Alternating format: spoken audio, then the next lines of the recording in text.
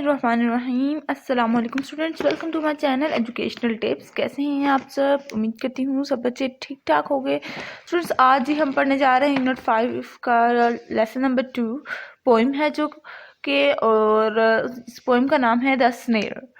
उसके अंदर सबसे पहले हमारे पास आ जाते हैं वर्ड्स टू नो। सबसे पहले हम ये पढ़ेंगे, उसके बाद फिर मैं आपको रीडिंग करके बताऊंगी कि इस पोइम का मतलब क्या है और इस पोइम का में बताया क्या गया है। सबसे पहले मुश्किल अल्फाज की तरफ आ जाते हैं। एड, हेल्प यानी कि मदद मांगना, और फिर wrinkling, making lines appear on the face यानी कि आपके फेस के ऊपर लाइंस पड़ जाना।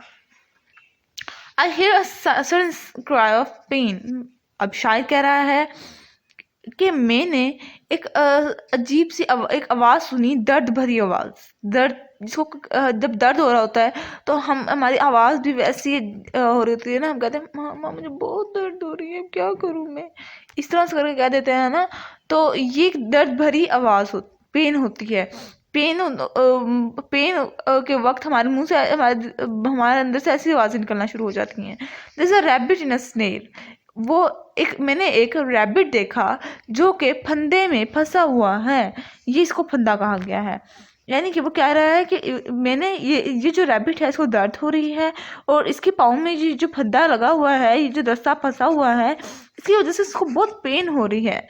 No I hear the cry again. अब मैंने दोबारा उसकी रोने की आवाज़ सुनी।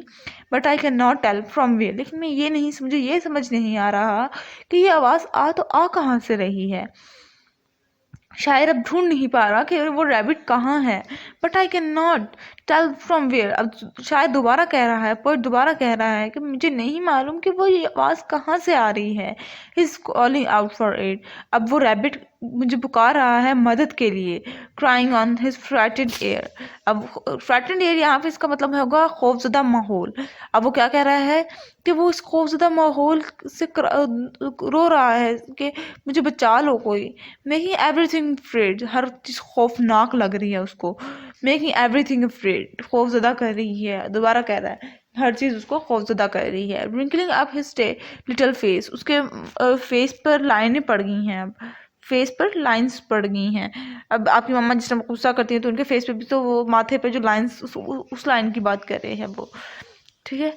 And he cries again for aid. और अब वो दोबारा चीख रहा है कि मेरी मदद करो कोई। And I can not find the place. लेकिन मैं उसकी वो जगह ढूंढ ही नहीं पा रहा जहाँ पर वो रैबिट मौजूद है। And I can not find the place. अब मैं वो दोबारा मायूसी से कहता है कि मैं वो जगह मालूम ही नहीं कर पा रहा कि वो कहाँ पर है रैबिट। वेयर हिज पॉ इन द स्नेल। कहाँ पर उसका पाँव फंस गया है। लिटिल वन, ओह लिटिल वन। अब वो दोबारा से कह रहा है, पोएट कह रहा है अजीज सुनो बात मेरी, किधर हो? I am searching where everywhere. मैं तुम्हें हर जगह ढूंढ रहा हूँ, कहाँ हो तुम? तो ये था इसका पोइम। अब और ये लिखी किसने है? जैम स्टफिन्स। अब आ जाते हैं अबाउट द पोइम। अब इसको भी हम पढ़ लेते हैं और देखते हैं कि इसके अंदर क्या बात बताई गई है। James Stephens 1880 to 1950। ये वाली चीज़ आपने ज़रूर याद कर लेनी है कि एक पोइट का नाम आना चाहिए, एक उसकी डेट ऑफ बर्थ और डेट ऑफ डेथ आनी चाहिए आपको, और उसके बारे में आपको छोटी सी इंफॉर्मेशन पता हो। He was bought up in Dublin. वो पैदा हुए दुबलान आयरलैंड में। After finishing his schooling he graduated as a solicitor clerk. वो जब उन्होंने अपनी स्कूलिंग मुकम्मल कर ली तो वो ग्रेजुएट हो गए। उन्होंने ग्रेजुएशन हासिल कर ली, उसके बाद वो एज अ क्लर्क भर्ती हो गए। ही जॉब करने लगे। He produce many retelling of Irish myths and fairy tales and wrote several original novels and books of poems। उन्होंने फिर काफ़ी ज़्यादा आयरिश के बारे में और कुछ फेरी टेल्स लिखी, कुछ कहानियाँ लिखी और कुछ नॉवेल्स लिखे और कुछ पोइम्स भी लिखी हैं। उनकी बुक्स में पोइम ज़्यादा मौजूद हैं। In this poem he describe how a rabbit get caught in a snail. The pain and the cries of rabbit are heard by the child. अब वो क्या कह रहा है कि इस पोइम में बता रहा है कि किस तरह से एक रैबिट फंस गया है रस्से के अंदर, और किस तरह से एक छोटे बच्चे ने आवाज़ सुनी चिल्लाते हुए रैबिट की कि मेरी अपनी उसकी मदद की आवाज़ सुनी। A snare is a piece of wire formed by a loop. अब से वो स्नेर की डेफिनेशन बता रहा है, ये भी याद कर लीजिएगा। अब स्नेर क्या है, वो एक रस्सी है जिसके ऊपर लूप बना हुआ होता है। लूप इस तरह का लूप होता है जिसके पाँव पर है। A hunter finds a path going to a rabbit burrow। अब ये इस वजह से कि हंटर जो होता है रैबिट के ऊपर, रैबिट के पाँव के अंदर फंसाता है और फिर उसको पकड़ लेता है। He fixes the snare with a stick।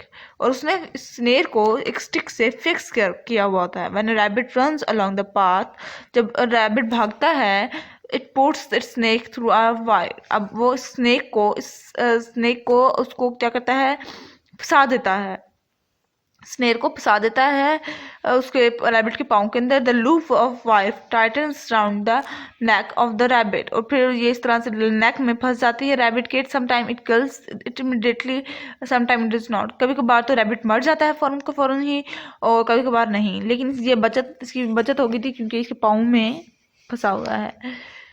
The poem is about a child who hears a rabbit crying because its paw is caught on a snail। अब ये पोइम एक बच्चे की है और एक दुख भरे रैबिट की है जिसका पाँव स्नेल में फंस गया है, इनके एक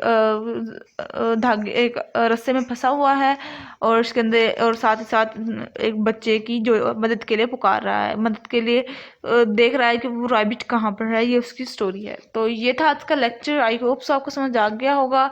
अगर आपको समझ आ गया है तो मेरे चैनल को जरूर सब्सक्राइब कर दीजिएगा, मेरी वीडियोस को लाइक कर दीजिएगा, और साथ ही साथ बेल आइकन को प्रेस करना मत भूलिएगा। इससे जी मेरी आने वाली हर लेटेस्ट अपडेट सबसे पहले आप तक पहुंचेगी। मिलती हूँ नेक्स्ट वीडियो में। दुआओं में याद रखिएगा। अल्लाह हाफिज़।